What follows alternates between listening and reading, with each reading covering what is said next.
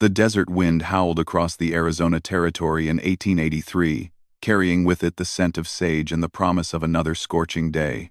Sarah Mackenzie urged her horse forward along the narrow trail that wound through the Rocky Canyon, her father's ranch still miles ahead. At 17, she had made this journey countless times, but today felt different. The Apache raids had increased over the past month, and her father had warned her against traveling alone. Sarah's horse stumbled on a loose rock, sending a sharp pain through the animal's front leg. She dismounted quickly, examining the injury with growing concern. The mare's hoof was badly bruised, and continuing the journey would only worsen the damage. Looking around the desolate landscape, Sarah realized she was trapped in one of the most dangerous areas of the territory. With evening approaching fast, as shadows began to stretch across the canyon floor, Sarah heard the soft sound of footsteps on stone. Her heart raced as she reached for the rifle her father had insisted she carry. Through the gathering dusk, a figure emerged from behind a cluster of rocks. It was a woman, moving with the silent grace that Sarah had heard described in stories about the Apache people. The woman appeared to be in her 30s, with long black hair braided down her back and wearing traditional Apache clothing made of buckskin and adorned with intricate beadwork. Her dark eyes took in Sarah's situation immediately, noting the injured horse and the young woman's obvious distress. For a moment, neither spoke, the tension thick between two worlds that had been at war for generations. The Apache woman stepped closer, her movements deliberate and non-threatening. She pointed to Sarah's horse and then to herself, indicating that she understood the problem. Without waiting for permission, she approached the injured animal, running her hands along its leg with the practiced touch of someone who had dealt with such injuries before. Sarah watched in amazement as the woman examined the horse with gentle expertise. Speaking in broken English mixed with Apache words, the woman introduced herself as Ayana, which meant eternal blossom in her language. She explained that her camp was nearby, hidden in a secluded valley where her small band lived away from the main tribal conflicts. Ayana gestured toward the darkening sky and then toward the direction of her camp, making it clear that spending the night alone in the canyon would be dangerous for many reasons beyond the tribal tensions. Sarah faced an impossible choice. Her father had taught her that the Apache were enemies, responsible for countless raids on ranches and settlements throughout the territory. Yet here stood a woman offering help when Sarah desperately needed it. The alternative was spending the night in the open desert with an injured horse, vulnerable to wild animals, bandits, or worse. Against every instinct her upbringing had instilled in her, Sarah nodded her acceptance. Ayana smiled, an expression that transformed her serious face and revealed genuine warmth. She helped Sarah gather her belongings and then, using techniques passed down through generations of Apache horsemen, created a makeshift support for the injured mare that would allow the animal to travel slowly. The journey to Ayana's camp took nearly an hour through terrain that seemed impassable to Sarah's untrained eyes. Ayana moved with the confidence of someone who knew every rock and crevice, leading them along hidden paths that kept them concealed from any potential watchers. The camp, when they finally reached it, was unlike anything Sarah had expected. Nestled in a protected valley surrounded by towering red rocks, the small settlement consisted of traditional Apache dwellings called wickiups, dome-shaped structures made from wooden poles covered with brush and hides. Cooking fires cast dancing shadows on the canyon walls, and the sound of children's laughter echoed softly through the evening air. Sarah counted perhaps 20 people in the camp, mostly women, children, and elderly men. Ayana led Sarah to her own dwelling, where she immediately began tending to both the horse and her unexpected guest. She prepared a healing poultice for the mare's injury, using desert plants that Sarah didn't recognize, explaining in her limited English that the remedy had been used by her people for countless generations. The care and knowledge she displayed impressed Sarah, who had never considered that the Apache might possess such sophisticated understanding of animal medicine. As the evening progressed, Ayana shared her food with Sarah. A simple but nourishing meal of roasted rabbit, wild vegetables, and a bread made from ground acorns. The two women sat by the fire, communication improving as they found ways to bridge their language differences through gestures and shared experiences.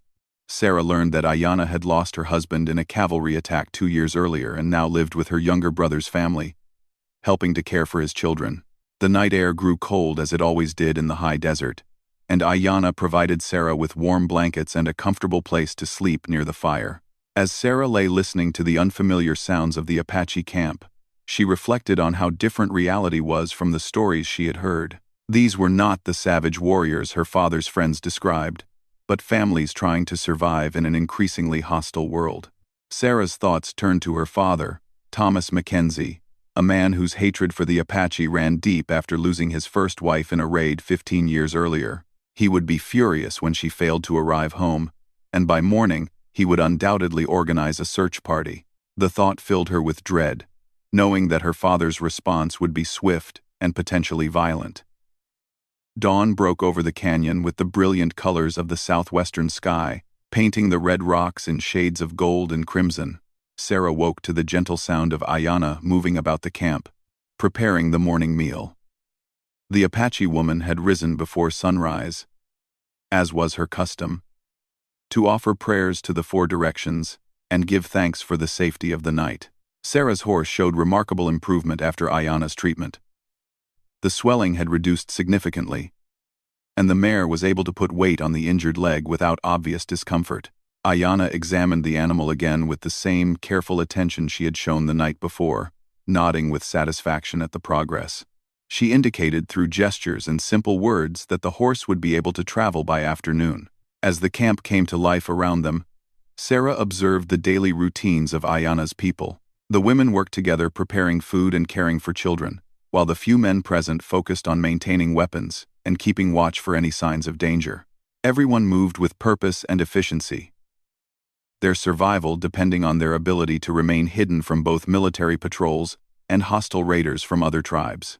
Ayanna's young nephew, a boy of perhaps 10 years named Kuruk, approached Sarah with curious eyes. He had never seen a white woman up close and was fascinated by her different appearance and clothing. Despite the language barrier, he began teaching Sarah simple Apache words, delighting in her attempts to pronounce the unfamiliar sounds. Through him, Sarah began to understand more about the daily life and struggles of Ayanna's small band. The group consisted mainly of families who had chosen to separate from the main Apache bands that were still actively fighting the encroaching white settlers and military forces. They sought only to live peacefully, hunting and gathering in the traditional ways of their ancestors. However, their neutrality made them vulnerable to attacks from all sides, viewed with suspicion by both their own people and the white settlers who saw all Apache as threats.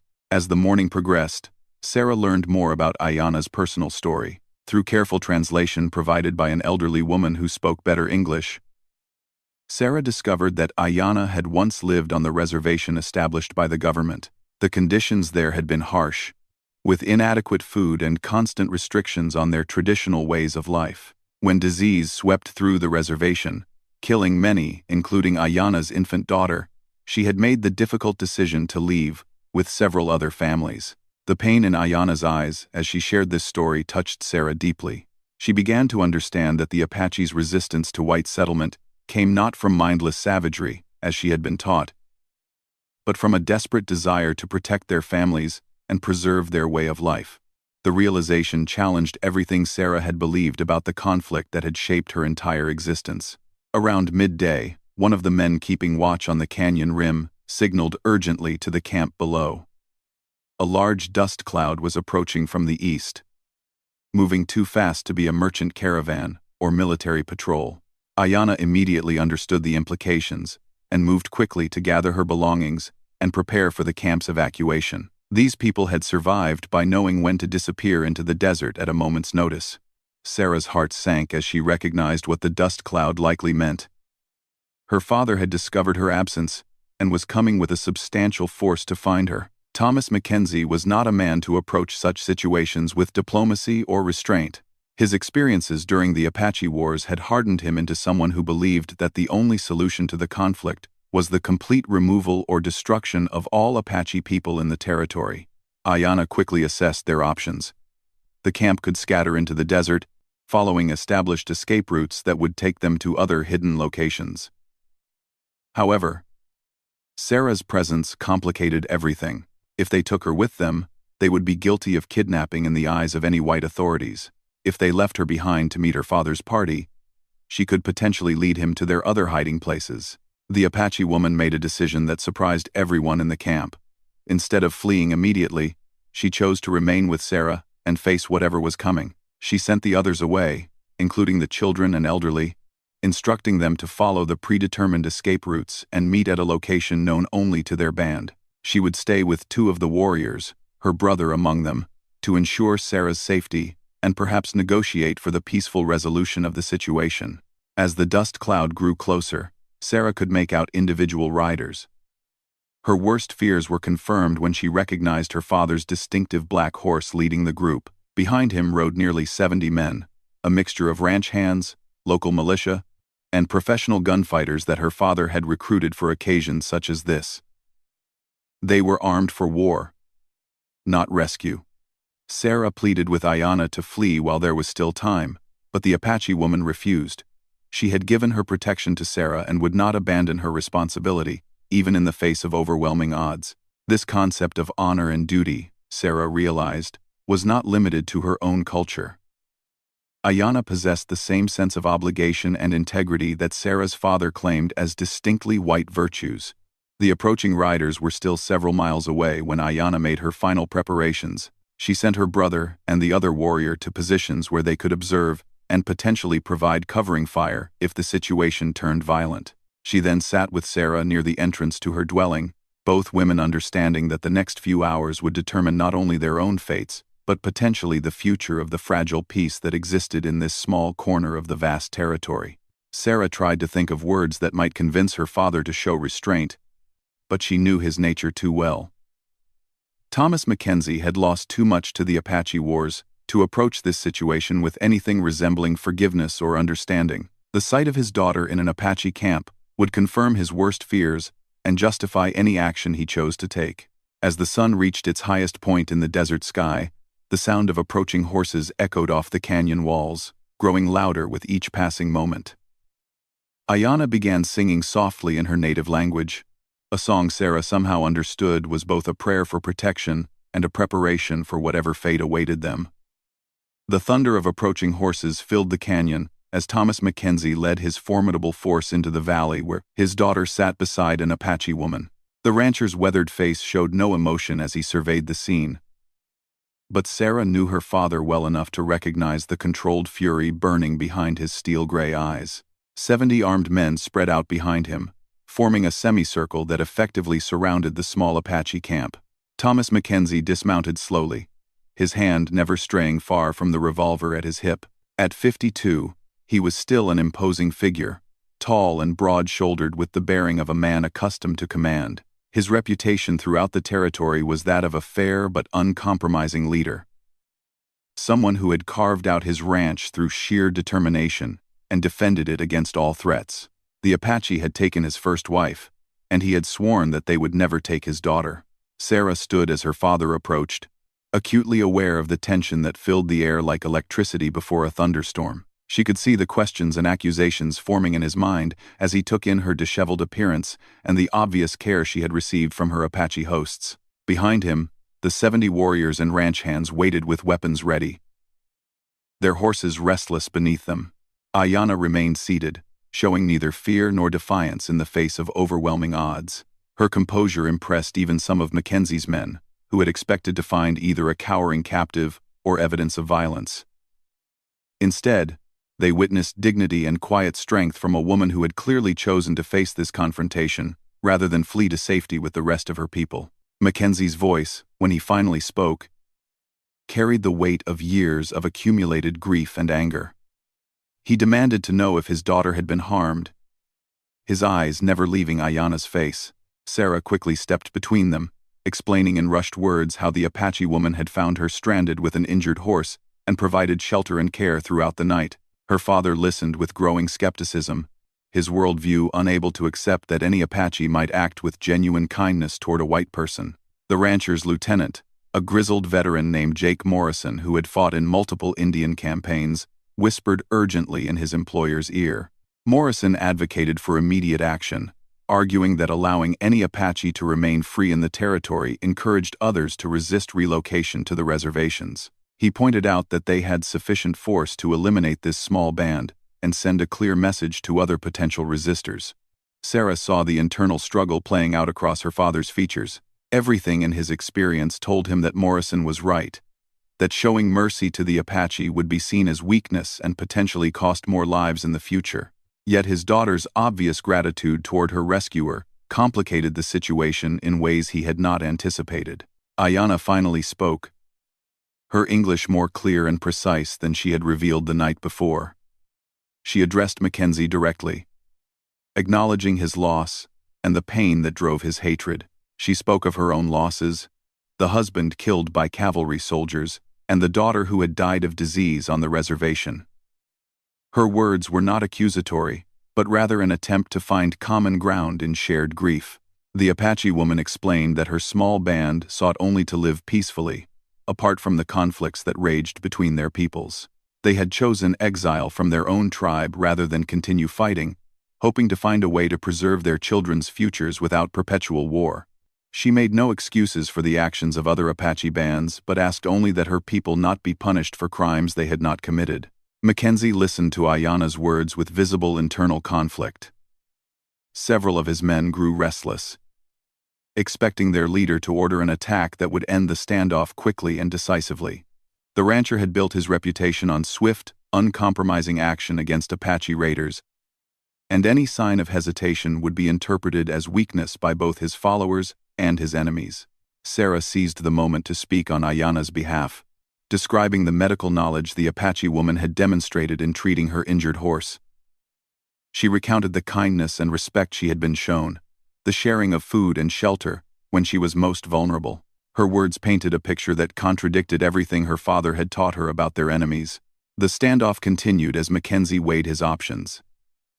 Attack would be simple and final, eliminating any future threat from this particular group while reinforcing his reputation for decisive action. However, his daughter's obvious respect for her rescuer gave him pause, forcing him to consider possibilities he had never previously entertained. Ayanna made an unexpected proposal that surprised everyone present. She offered to provide information about Apache movements and planned raids in exchange for safe passage for her people to leave the territory permanently. Her knowledge of tribal politics and military strategies could potentially save many lives on both sides of the conflict. The offer represented a betrayal of her own people that came at enormous personal cost. Mackenzie studied the Apache woman carefully, searching for signs of deception or hidden motives. His experience in dealing with tribal negotiations had taught him to be suspicious of any offer that seemed too generous. Yet Ayanna's manner suggested genuine sincerity, and the strategic value of the information she offered could not be ignored. After what seemed like an eternity of silence, Mackenzie made his decision. He would accept Ayanna's proposal, but with conditions that demonstrated his continued distrust. Her people would have 1 week to leave the territory completely, traveling north to lands beyond his reach. Any Apache found in the area after that deadline would be considered hostile and dealt with accordingly. Ayanna agreed to the terms without hesitation, understanding that she had secured the best possible outcome under the circumstances. She began providing information about planned raids and tribal movements, details that Mackenzie's men carefully recorded for future use. The intelligence proved valuable immediately, revealing threats that the ranchers had not previously detected. As the afternoon wore on, an unexpected understanding began to develop between the two former enemies. Neither forgot the losses they had suffered or abandoned their fundamental beliefs about the conflict, but they found a way to coexist temporarily in the interest of preventing further bloodshed. Sarah watched the interaction with fascination, seeing aspects of both her father and her rescuer that she had never recognized before. The resolution of the crisis changed everyone involved in ways that would resonate for years to come. Mackenzie gained valuable military intelligence while avoiding a battle that would have resulted in casualties among his own men. Ayanna secured safe passage for her people while maintaining her honor and protecting the young woman she had sheltered. Sarah returned home that evening with a fundamentally altered perspective on the world around her. The experience had shown her that her father's enemies possessed the same capacity for nobility and sacrifice that she had been taught were uniquely white virtues. The realization would influence her future relationships and her understanding of the complex moral landscape of frontier life.